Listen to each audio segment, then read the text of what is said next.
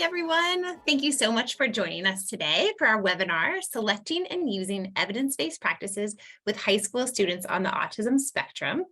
My name is Kara Hume, and I'm an associate professor in the School of Education at UNC Chapel Hill, and also the director of the National Clearinghouse on Autism Evidence and Practice. I'm really happy to be with you to share this conversation today. So this webinar is hosted by Florida Atlantic University, the Center for Autism and Related Disabilities, along with PEPSA, the Partnership for Effective Programs for Students with Autism. The mission of the FAU Center for Autism and Related Disabilities, or CARD, is to provide expert consulting, training, and support at no charge for all people across all race, ethnic, and gender groups with autism and related disabilities, their families, employers, the professionals, and community and governmental agencies serving them. The vision is that FAU CARD will provide support and assistance with the goal of optimizing the potential of all people across all race, ethnic, and gender groups with autism and related disabilities. FAU CARD serves 5 counties, as noted here on the slide and on this map, and has 3 offices and provides 1 dynamic service. The services offered at no charge are family and school consults, trainings and workshops, public education, referrals and resources, adult hangout groups, and much more. So for today's webinar, we're going to talk about the following objectives. So first, describing steps on planning, using, and monitoring evidence-based practices. The different planning tools that are out there, I'll highlight some of them, that help you choose an EVP that aligns with student, practitioner, school, setting characteristics. Identify EVPs and activities that can be used to address student goals, and then to locate resources for planning, using, and monitoring EVPs. Because we have just an hour together, we won't go through all of the ways to implement all of the EVPs, but what I will do is show you lots and lots of tools and resources that we've created so that you can explore and use them whenever works for you. As we go, I just want to point out that I'm going to use a mixture of terminology when referring to autism and people identified as autistic. So you likely know that there are lots of different opinions in the field about person first language or identity first language, and we're seeing rapid change in this conversation. So throughout the presentation, I'll aim to use people with autism, people on the autism spectrum, or an autistic person, autistic individual. So a mix of both person first and identity first. All right, so this webinar really focuses on autistic students in the high school setting. And why is this so important in the work that likely you are doing? Well, we know that individuals with autism have poor outcomes compared to all other disability areas post-high school. So things related to employment, to independent living, to social connectedness, and even individuals with autism who are graduating with a standard diploma still are struggling post-secondary. So we think about what can we do during high school that can support those outcomes, more optimal outcomes for individuals when they finish their high school experience. Just some quotes from stakeholders in the community. So what we know is about 80% live at home still post-high school, half without employment, 40% without contact with friends. Some additional data there by Paul Shattuck's research group at Drexel. We have heard lots from teachers, parents, and autistic individuals that after high school, they don't have supports. We talk about the service cliff and how there are very little supports post-high school. The world is getting smaller and smaller, echoed by administrators. It's hard to get consistency in high schools. There's a lot of people trying to get on the same page. People are willing to try things, but using different languages, potentially different practices. An adult with autism that we worked with said, I can tell you if there was a plan in my high school, my life would be different. If more EVPs were used, if there was consistency in programming, that could have impacted employment results and other post-secondary activities for this individual. So there is a great need for high quality services, the use of EVPs in secondary settings to support during high school and hopefully post-high school. A colleague, Peter Gerhardt, talks about high school as the last best chance for students with autism. And not that there are not lots of other opportunities for learning and growing and skill development post high school, but high school is the last time where mandated services are required so that there's going to be programming for across the day with lots of staff and people invested, the last time that those types of services will be offered. So we want to make the best of the years in high school to ensure optimal outcomes. So we'll talk today about identifying evidence-based practices for high school transition age individuals. And first you can think, how do you define evidence-based practices? If we were together, we'd do a reflection activity, but you can think about it. Lots of different definitions come to mind. So just things that work in your classroom, you might consider that as evidence-based, something that a colleague told you about and worked with their students. Maybe an autistic individual or a family member shared with you something that really worked that might qualify as evidence-based in your perspective. Maybe an internet search that you did, or you did some kind of review of research, and that helped you know this practice is an evidence-based practice. So there are lots of ways that people define that. I'll share with you how we define. So in the work that we do with the National Clearinghouse on Autism Evidence and Practice, or NCAPE, we talk about EBPs as focused interventions that are designed to support a meaningful outcome for an individual with autism that have demonstrated effective in the research literature. So although one bit of evidence might be hearing from a colleague or hearing from a family, we're also adding in that there's some published research that supports the use of that practice. And for this conversation, we're talking about practices that can be implemented in an educational setting. So there are other practices that are evidence-based that might be more applicable to a medical setting or maybe a different type of therapeutic setting. But for our conversation today, we'll talk about EBPs that can be implemented in a school setting. But all of those other ways or definitions of EBPs that maybe you came up with or that we just previously discussed are important to consider too. So definitely the clinical expertise. So things that have worked in your classroom, things that have worked in your colleagues' space are important. Absolutely, student preferences, the preferences of the autistic individual are paramount in our decision making about EBP use, and then the best available evidence. So then what do we know in the research literature about what works and potentially for whom? So our definition of EBPs includes each of those aspects when we're making decisions about what practices to use.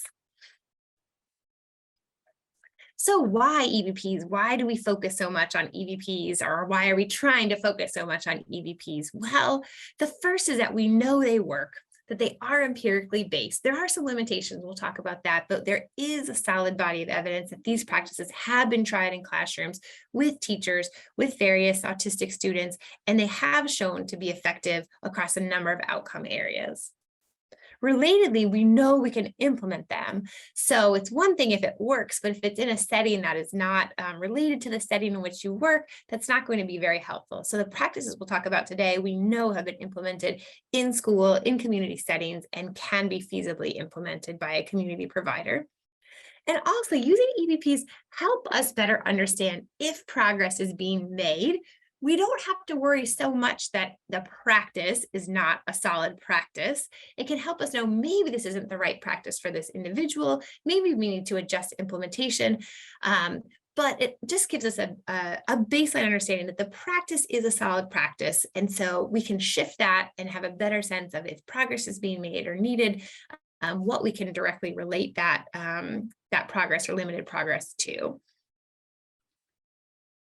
So I'll tell you a little bit about the work that we've done with NCAPE. We published a review in 2020 that reviewed the literature. I'll show you on the next slide how many articles, but reviewed basically the literature across a 21-year period, all of the evidence that was published around what works for autistic individuals. And so this work is on the NCAPE website. You can read all about it. So that's what our website looks like, and the address is at the bottom. Our team screened more than 31,000 articles that had been published just in the last 6 years. So we did this review previously up until 2012. And this I'll share with you today is our extension from 2012 to 2017. So we screened 31,000 articles, all looking at interventions for autistic youth that could be implemented in school settings. From that 31,000, we whittled it way down based on the quality of the article, the relevancy of the study, the age of the participants, and did full in-depth reviews of 634 articles. And from those, we had 545 articles that show that the practice had a positive impact on student outcomes. So those 545 are the articles that have been summarized and we'll share about today in making our kind of determination about evidence-based practices. So previously, we had identified 27 practices. With our new review, we have 28 practices, which sounds like, oh no, there's only one more. But we did do some reorganization and some shifting. So there are actually 5 new practices identified with this review. The other practices stayed in, but were kind of recategorized to make it easier for teachers and families to access those. And here are the 28. You are likely familiar with a number of them, and these are just in alphabetical order. So starting from antecedent-based interventions and ending with our V at visual supports. You'll see a few that have an asterisk, and those are the practices that we call our foundational practices. So those are the practices that really almost every other EBP incorporates one of those. So modeling, prompting, reinforcement, task analysis, time delay, and visual supports are the practices that we see the most articles around and have kind of baseline skills that we need then to implement and use some of the other practices. So they're very solid as standalone practices, but are often kind of folded into some of the other practices as well. So those are our 28 EVPs. Some, I think, important information to note about this review that came out in 2020 is we saw an increase in the number of studies targeting this high school age. So kind of a caveat to that is most of the studies are not targeting high school age. So most of the studies are focused on the preschool and elementary years. So you can see in this graph that the most studies, where you see 555 studies, and that's across both of our reviews, 555 studies are targeting age 6 to around 12. So that's where we see the most literature. And you can see, we see the least literature with our older individuals, but it is increasing. I'll show us, the next slide will show, we are seeing more research with our high school students. So we're better able to identify what practices work for which outcomes for this older age group. So just an example of what we've seen. So in our previous review, we had only one article that was included that targeted a mental health outcome. In this new review, we had 16, and a number of those focused on adolescent age. So that's a big improvement in the literature. Another example really that targets high school age is in our previous review, we had only 11 studies looking at vocational outcomes.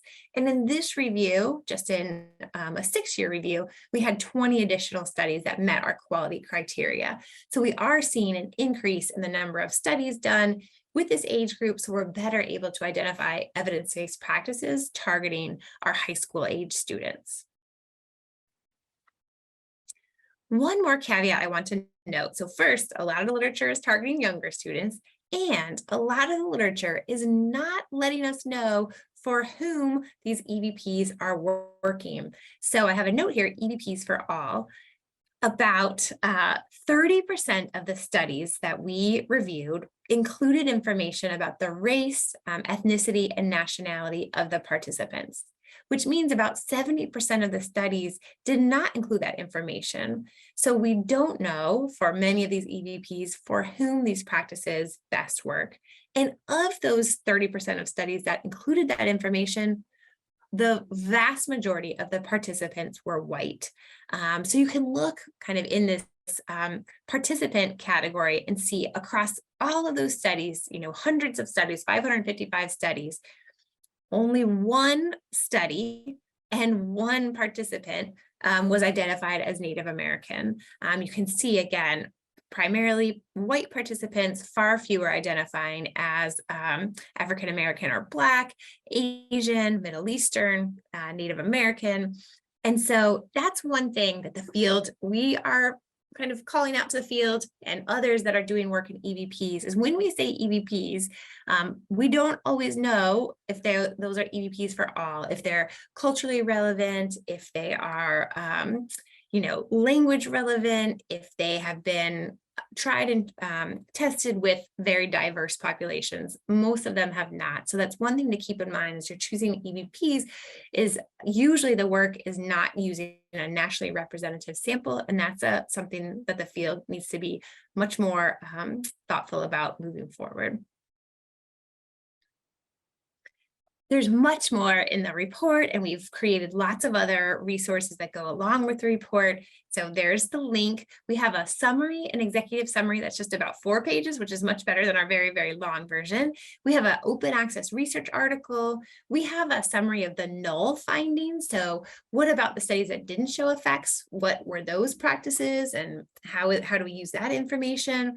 We've also produced a sensory integration companion guide. That was one of the new practices with sensory integration. There's been a lot of questions about that. So we have a companion guide, and now we have a new article about the race and ethnicity and who was included and who wasn't and for what EVPs. And that's also on the website. That's a free open access article. So lots to learn. We have kind of short summaries about each practice and a summary of for whom they've been tested and on what outcomes in the report as well. All right, so that's kind of the first piece is just identifying what the evidence-based practices are. You now have lots of links and lots of resources that can help you in just figuring out what practices should I be considering. And that's our effort to help you not have to sort through 31,000 articles. We'll do that work, and then you can just choose from those 28. All right, so once you've seen them, then we think about, well, how do I select which one of those 28 to use or which combinations of the 28 to use? It's still quite a lot to navigate through. So we have really a 3-step EVP process: selecting and planning for the EVP, implementing with fidelity, and then assessing, is it working for our students? We'll start with the select and plan first. This is a really exciting resource that I'm so happy to share with you all. We just put it out on the website. It's about 2 weeks old, and we call it our IEP 2 EVP tool. And so the whole process I'm going to walk you through now, you can do this all on our website, and the link is down there. You can also just Google Affirm, AFIRM, and autism, and you'll see lots of our resources. I'll introduce you to some others as we go, but this is brand new, and this is going to walk you through all the decision-making process. You can enter the information, it can print it out for you. It will help you make the choice for what EVP might be best for your specific student and for your specific goals. So this is what the home screen looks like. The first thing you do is think about the age that you're targeting. For us, we'll be going into the high school and young adult range. And then you choose the outcome area. So I put it as an example, a young adult, 19 to 22. I want to target a communication related goal. And then it's going to show me just from that information, these would be EVPs to choose from. Then I'll enter some more information, and it will help me even narrow that down.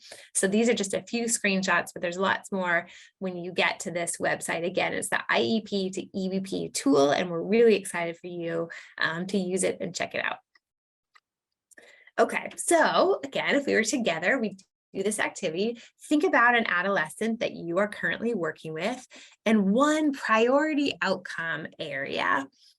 And you might think, well, gosh, I don't know. I know what my priorities are, but certainly, especially with adolescents and young adults, you really want their input to determine what outcomes, what goals to be working on. That certainly increases motivation, self-determination, to be focused and working on those goals across the year. So I pulled in a couple resources I really like to look at the literature that has included autistic participants as kind of the primary participants to get their perspective. So this was a very recent study, or this is 2020 study, that surveyed around 350 autistic adults about what outcomes most matter to them. These were mostly health-related outcomes, but there are other studies that look at other outcomes. And the autistic adults rated what they felt like were the most important. And so I think these are things to consider as you're thinking about IEP goals or outcomes for your students. And so the highest was quality of life, a number related to mental health. You can see there fourth around social well-being, so mental health, social well-being, relationships, activities of daily living, work activities. You can see several related to severe mental health, suicidal ideation, suicidal attempts, but there are a number on here that would be very, very relevant to high school IEPs. And so this is just a glimpse at what autistic adults identify as priorities. For you guys, we've developed a measure that can help you get at the student priorities. So there's a measure that we developed called the Secondary Student Success Checklist, or the SSSC, and it's on a website from another project called CISA. We have so many acronyms. And it has a version for parents, a version for teachers, and a version for students where they rank their skill. So how well do they think they're doing in a number of areas? So on this example, which is a student version, it has activities related to organization, communication in class, problem solving. And the student ranks where they think they are in that skill area. So yeah, I'm really good at this, or this is an area of struggle, and ranks how much of a priority do they think that is. So maybe getting their homework turned in on time, they're not that great at, but they don't think that's a huge priority. Well, the parent and the teacher might feel differently. So it allows you to get the perspectives of all, and then you can work to kind of meld those perspectives or priorities into what you think are the most important for IEP goals. We pulled all the data we had about 500 students involved in our project, this high school project, and we have here the top 5 priorities that students, parents, and teachers identified. And the biggest priority for students was figuring out ideas for post-high school. You can see completing assignments, navigating the campus, bringing materials to class, keep trying, so persistence during hard tasks. Those were the things that the students most wanted to learn. And so we would most want our priority outcomes or priority goals to reflect the student priorities. Of course, giving a nod to parents and teacher priorities as well. But that's a great tool that we would love for you to use if you want to get a sense of student, teacher, and parent priorities. And those are on the website to print. Okay, so let's say you have a priority outcome. And then you want to know, well, how do I make my selection for EVPs? This is what we call the matrix, and it is a lot to digest. We have this just as a standalone document. This will show you, I follow my mouse along the top, many different outcome areas. Okay, so thinking about whatever outcome your student has identified or is on their IEP, and you could fit it into one of these categories. We have these defined for you. So let's say it's communication. And we know we're thinking about high school. So it could be in the 6 to 14 or the 15 to 22.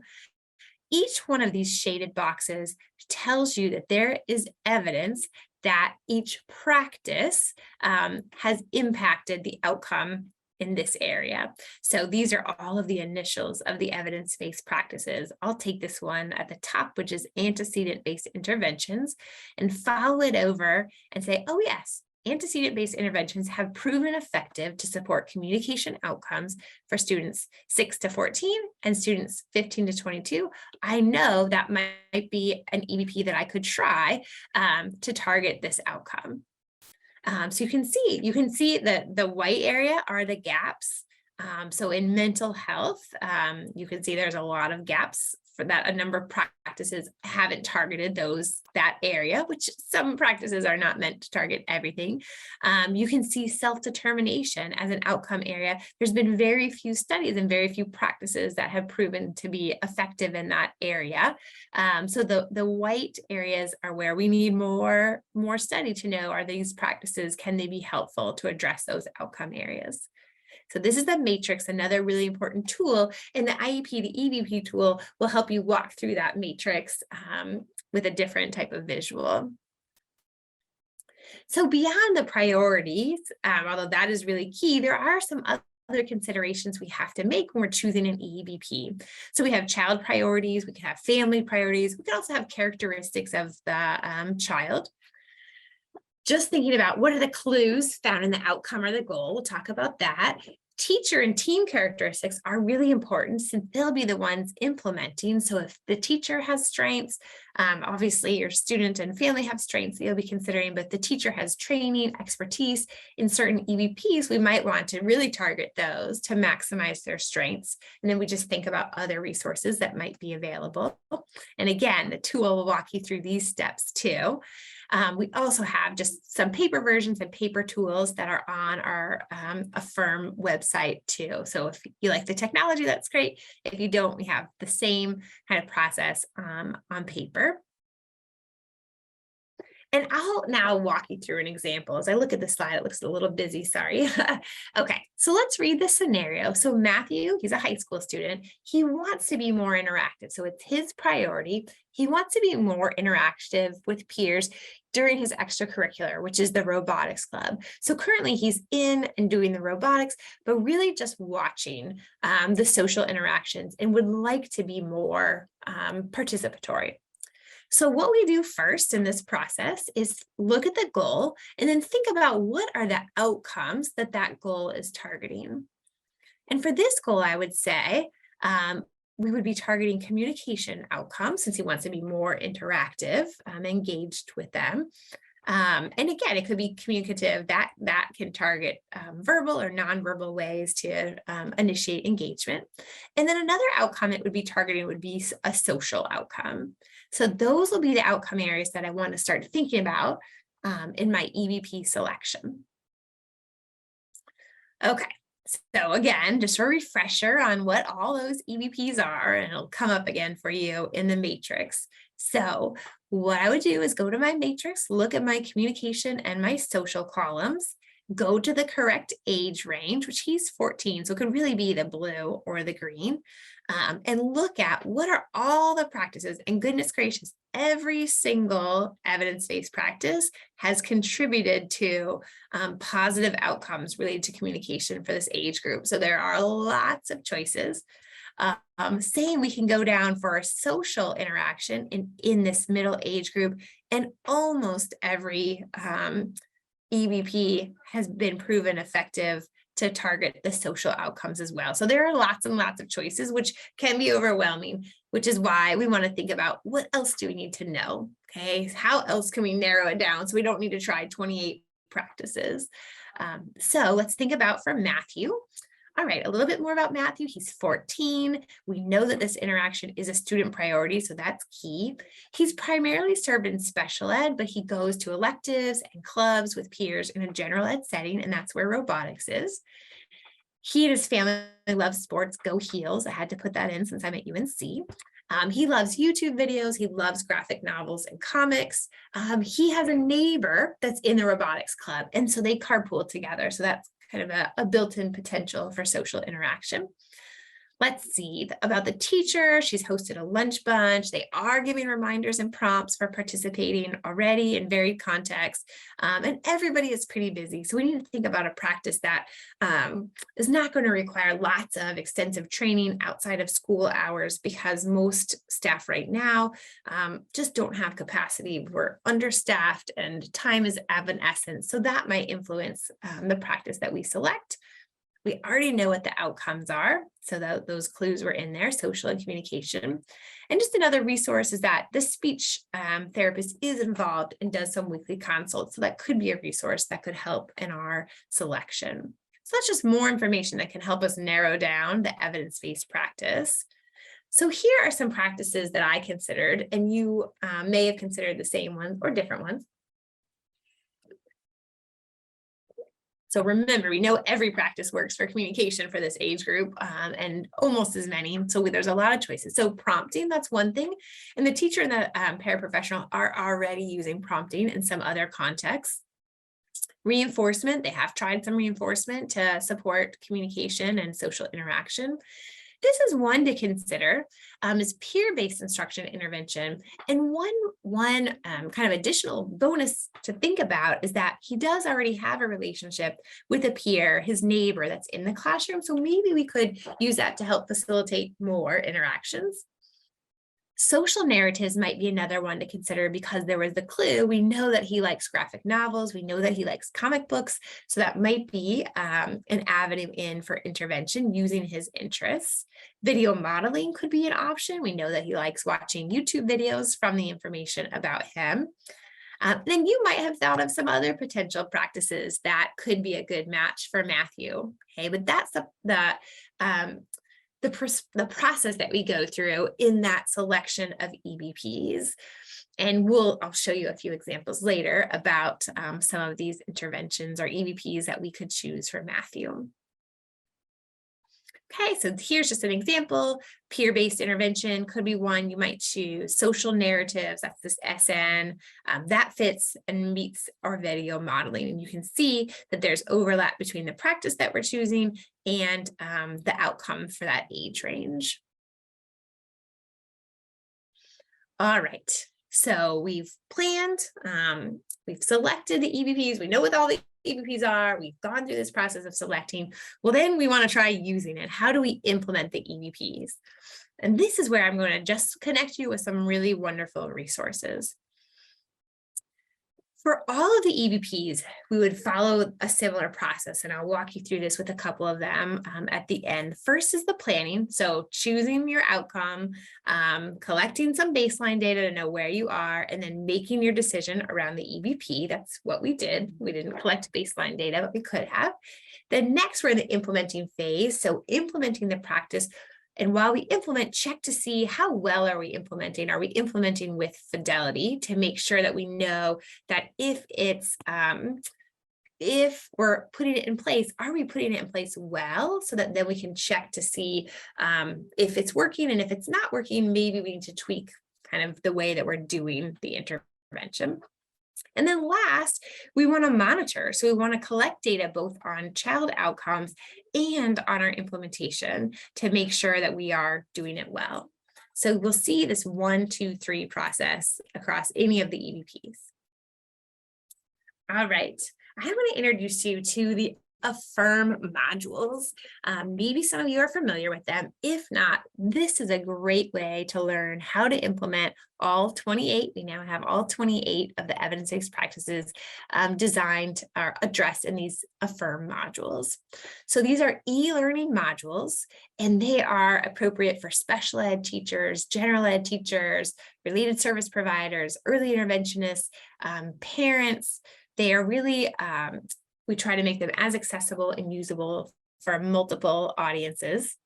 And they walk you through for each EBP that planning, selecting, and monitoring EBP process. Each EBP has this structure. So there's the basics of the EBP, like what is it? Then how to plan to use it? What are the steps to help get it in place? How do you use it? And then how do you monitor it? And for each one, there's a step-by-step process for how to use it. So there's an implementation checklist, a step-by-step guide. For each practice, there's a parent tip sheet. There's a tip sheet for professionals. There's built-in data collection sheets, so you can get to that monitoring piece, no problem. And in each Affirm module, it will break down the evidence for you. So what research, what articles helped to build the evidence base for this practice. And I'm really excited that we have a set of modules for those foundational practices, so the ones that had that little asterisk on it a few slides ago, that we built for paraprofessionals. And so these are shorter because often paraprofessionals have even less time for professional development. And these are designed to help both teacher and paraprofessional work together to implement evidence-based practices. I will say these, just because they're developed even more recently, have some really cool interactive features So there's guided learning. So like here you can see a scenario and then each person responds. It will give you feedback on your response. You watch videos, you practice using the implementation checklist to see if you saw each step being implemented.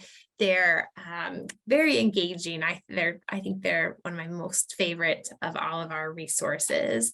They too also have fidelity checklists. They have home guides. So that's a great way to learn those foundational practices. If you want the additional practices, use kind of just the regular Affirm modules.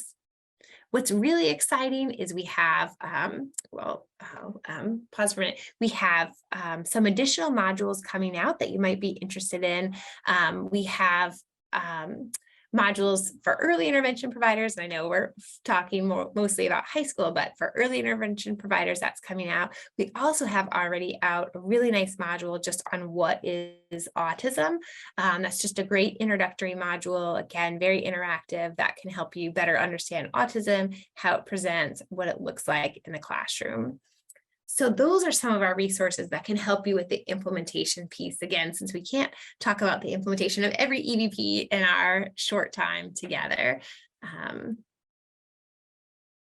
Okay, so let's talk for a minute then about the implementation we can think about for Matthew. Let's choose two. Let's choose peer-based interventions and social narratives. So those might be the EVPs that we would want to implement with Matthew in his robotics club, again, to target his priority goals related to communication and social interaction.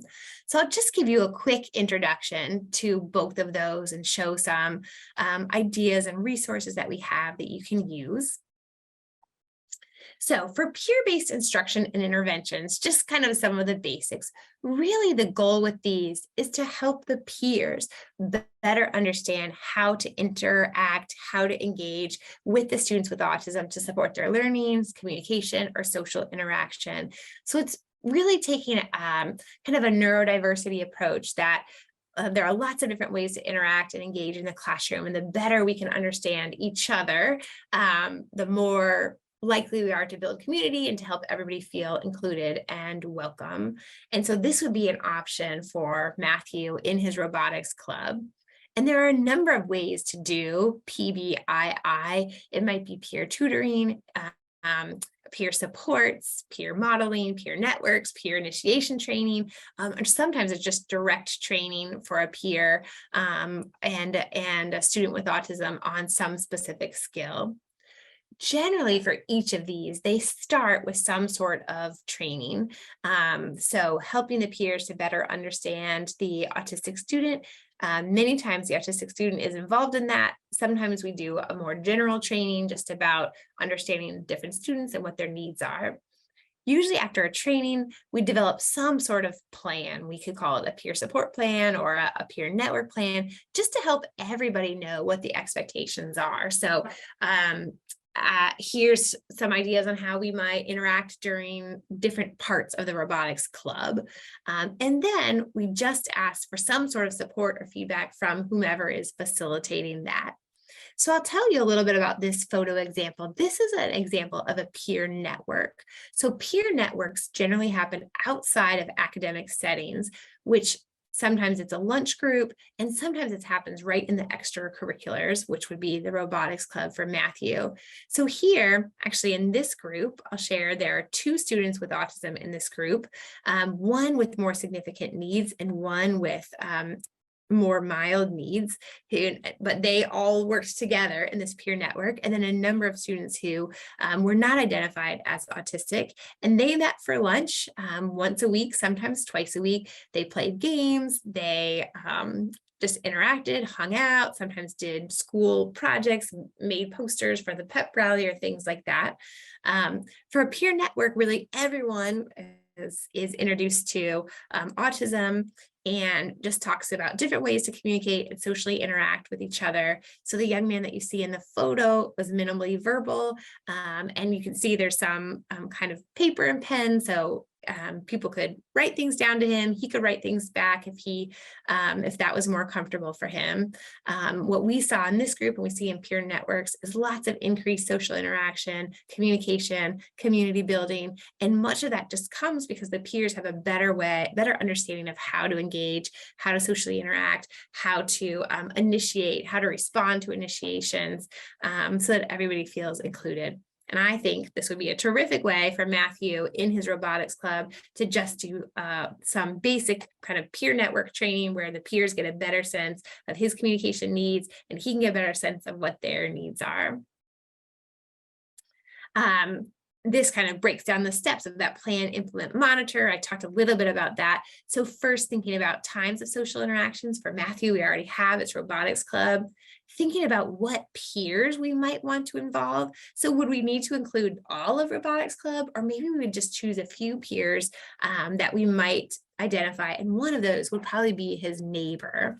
We think about what the target skills and behaviors are. Well, Matthew's already identified that he wants to interact more, watch less, and interact more. And then we think about, are there ways to prepare the peers? And like I said, we could do some kind of peer training, and we have those materials I'll show you on the next slide. Then we'll implement. So then we would, like I said, let the peers know about the student with autism and their needs, conduct sessions regularly. That works great because robotics club meets regularly. If there's any materials, and then any support or feedback to the peers. And then we could gather some data. It might be a little bit difficult. This is after school hours. A special ed teacher may not be engaged in that, but we could just ask the monitor, the facilitator of the robotics club, just to note, has he seen more interaction? And even Matthew could reflect kind of on his experience if he's feeling more interactive. And then we could decide if we need additional peers, different peers, and what the next steps would be. So we have done almost all of the work on any material that you might need for PBII. So both with the Affirm modules, but also we had, like I said, a project with high school students for a number of years called CESA, or the Center on Secondary Education for Students with Autism. We're the same group that developed the checklist, the priority checklist. And we have for you on our website everything related to peer networks and peer support. So this is an example of a material that you might use when you're describing a peer network or a peer support to the peers. So what does it look like? How can you be involved? What would your role be? And we have everything you would need for a peer support plan, for data collection, for just monitoring and checking in with your peer network. So there are tools to prepare the peers. That's available for you. And then again, just some of the examples of a peer network that could happen during a club or happen just during a lunch activity. And here's some photo examples. So PBII, I think, would be a good choice for Matthew. All right, another choice to think about for Matthew is the use of a social narrative. So a social narrative is just a way to help prepare a student for a social situation by really just describing what's going to happen. And there's some examples on here. This one is being first or being last. And we would think, if we're going to use with Matthew, what we might address. We use a social narrative to prepare a student. So we could use it before a robotics club if we're using it with Matthew. And then you could do it again, multiple times. So before, and then maybe a few times during the week, and then again before his next robotics club. Kind of like PBII, there are a number of different ways we can design and implement social narratives. So social stories, which are probably the ones we're most familiar with. So that's Carol Gray's kind of a more formulaic way to write out what's going to be happening, and also related are social articles, cartooning, which is just kind of drawing on a sticky note or a dry erase board what's coming up, comic strip conversations, which are another Carol Gray social narrative form, power cards, or social autopsy, which is breaking down a social event afterwards with a visual to help explain kind of what happened or what the expectations are or were. So using that same format of plan, implement, and monitor. So figuring out what the social situation is that you want to address, we know for Matthew. figuring out what kind of social narrative, and I'll show some examples, but we know that Matthew really likes graphic novels and comic books, so those might be things to think about for him. Then we write the social narrative, and there are some formats, again, in our Affirm modules that breaks down some of the formatting. Figure out how you want to display it. It could be just on paper, it could be a computer graphic.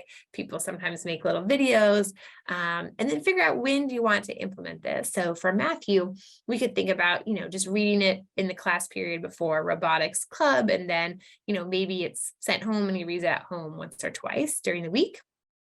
To implement, just introducing it to the student, reading it with the student, reviewing it, participate in the robotics club, and then discuss as needed. And again, we could take data in the same way, where the facilitator of the robotics club and Matthew both, and the peers, really anyone, could contribute to the data collection about, is there more interaction happening throughout the club, and figuring out what the next step is. So some examples, this is a traditional social story that has both print and some icons and visuals. So the content of the social story could be a very discrete social skill, like greeting somebody or joining a conversation, which might be for Matthew either initiating or joining. Some of the strategies that you might use, well, priming, that is just preparing ahead of time, which you'll be doing. Repetition, so if there's a theme that you want to include, you might include that in the story multiple times. And then simple language, so just something where it's not taxing the comprehension skills, but really highlighting the social skill that you want to address. In the context, usually it's one-to-one. You can use technology, as I mentioned, and the evidence shows that they can work in home and school and community settings. Comic strip conversations, very similar. You can address discrete skills, conversation, social awareness, social problem solving. You can use color coding, you can use thought bubbles, speech bubbles, stick figures, much more detail about some of the formatting in comic strip conversations and social stories are in Carol Gray's work. And again, usually you would run through it one-on-one with the autistic student, and it has lots of evidence in a variety of settings. And then social narratives. A social narrative is kind of our, what we use as the generic term, just to give like an overview of all of these different social stories. You might want to write something that doesn't follow the exact format of a Carol Gray social story. And so we use just the social narrative term to just give expected behavior. So this is one that we, when we first had an understanding of COVID in March of 2020, we developed some COVID specific resources, which a number of them are still very relevant. And this was kind of that introduction of social distancing, like giving additional space. So talking about personal space, where you can see we used words and used pictures, and really just helped broke down what the expectation was in the school or social setting.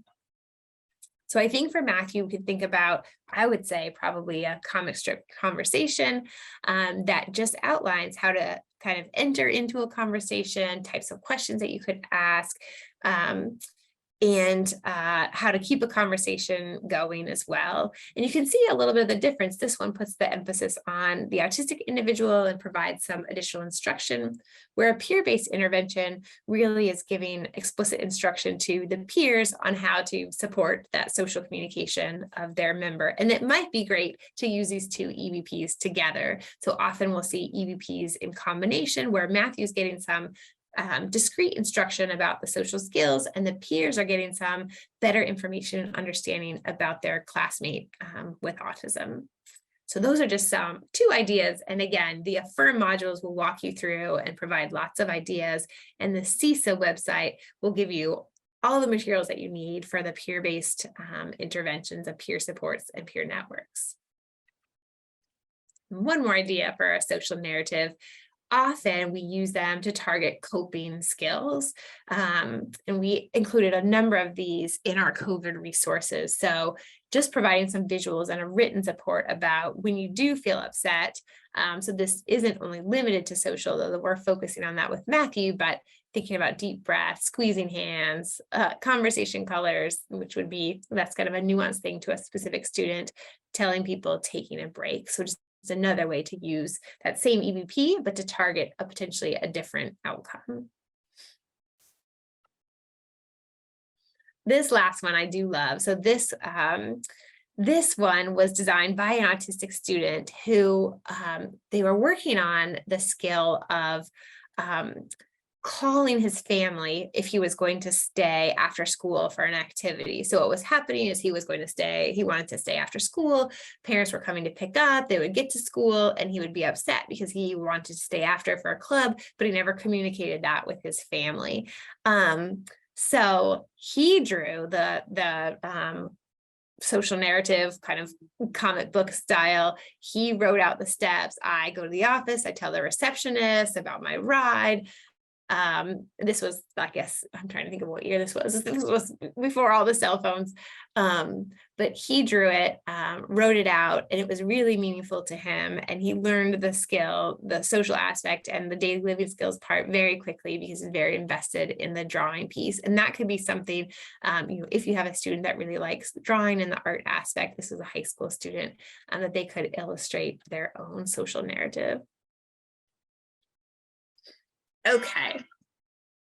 Ooh, that is my reminder to tell you the code. Okay, this is what I'm going to say.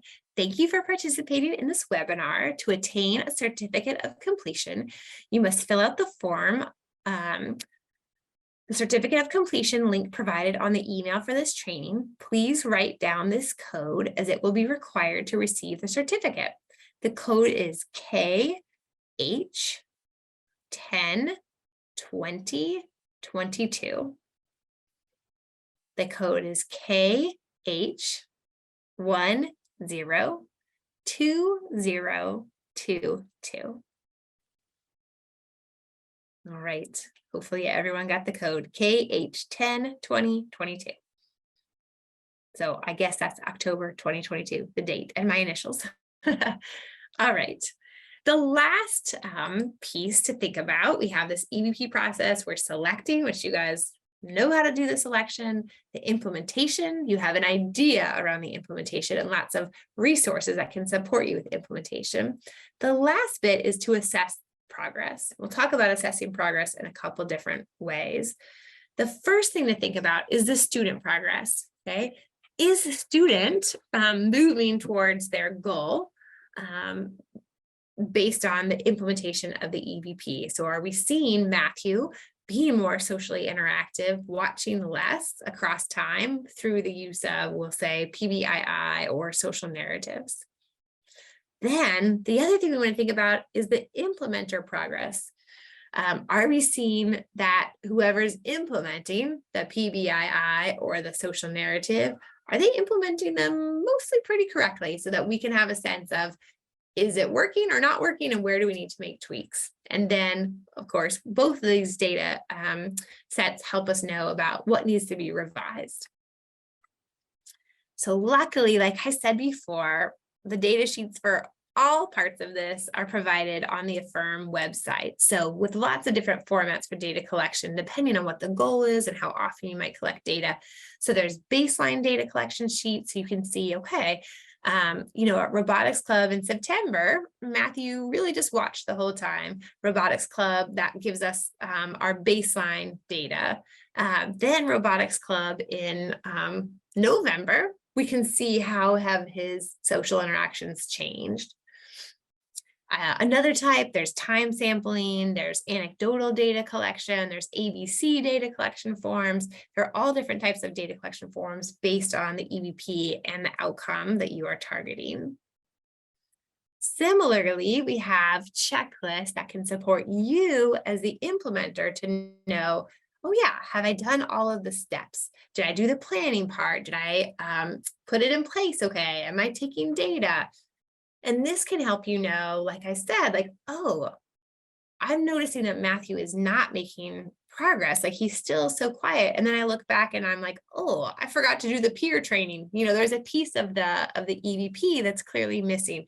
And that could explain why he's not making progress. So instead of choosing a whole new EVP, let me just spend a little bit of time making sure I'm doing this EVP right before I say, okay, this maybe wasn't a good match. Let me choose something else. So for each EVP, there are implementer checklists that can help you know, am I putting this in place right? And that can help me determine if progress is being made, why or why not. All right. I think we are like right at the almost at the hour mark. So this was kind of our quick overview of planning, using, and monitoring EVPs. So you have kind of that process, how you might use the planning tools. So if you remember, we have the IEP to EVP tool. We have the paper version that can help you look at kind of what the EVPs are, but what are the student priorities? What are the characteristics of the student, the characteristics of the teacher, any other information that can help us make that selection, thinking about school, setting those type of characteristics. Okay, thinking about EVPs and activities that can be used to address student goals. So those were examples like the PBII or the social narratives. And then locating the online resources for all of this. And on the last slide, I have, again, the websites for the main projects that we talked about today and all of those associated resources. This is my thank you slide, both to the funders for these projects and to just my amazing colleagues, especially Jessica Steinbrenner, who we've done similar presentations and have shared our presentation materials. But my great colleagues are at the bottom, and grateful for the funding that allows us to create these resources to share with you all. A thank you also from the FAU Card Center, and there is their contact information, phone number, email, and website. And then last, I think is important, are the websites for the projects that I was talking about. So my email, of course, and you're welcome to email me if after this you have questions or something wasn't clear, you want additional information, you want to know where a certain resource is, I'm happy to help. And these are the three projects that we talked about. The first is the NCAPE, and that's all the work that we did to identify the evidence-based practices. So that matrix is there. All of the EVPs and their descriptions are on the NCAPE website. Some of the free articles are on there. So that's a place. We actually also have a little database on the website that can help you search for practices and the articles. So that's NCAPE. Then the next project is Affirm, and that's the project that built out all of those learning modules for each EVP. Okay, so if you want to learn about PBII in more depth, you'll go to Affirm. Affirm is also where our new tool, the IEP to EVP tool, is housed. So you can be one of the very first to try that out. Also, those paraprofessional modules and the Introduction to Autism module is on the Affirm website. The last website I want to make sure you know about is our CESA website. This is the Center on Secondary Education for Students with Autism, super relevant for you all supporting high school students. We have pretty much everything you need to support a high school student with autism. So starting with our assessment tools, so that secondary school success checklist, all of our intervention materials are on there, and our interventions spanned literacy, independence, social interaction. So all of our peer-based materials are on there, as well as lots focused on transition and work-based learning and transition-related materials.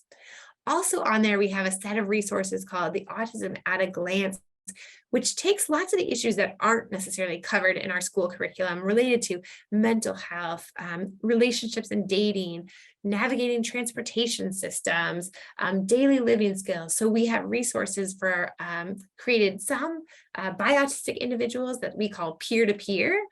So for your students, written by other individuals with autism, and we have a series of resources that are designed for parents and professionals too. So hopefully this was just a nice introduction to what is out there for you already. You do not need to be doing this very important work on your own or without resources. So please reach out and please check out our websites so you can see what we've already created to support your work. And with that, I just thank you so much for joining today and hope that I can connect with the Card Center again.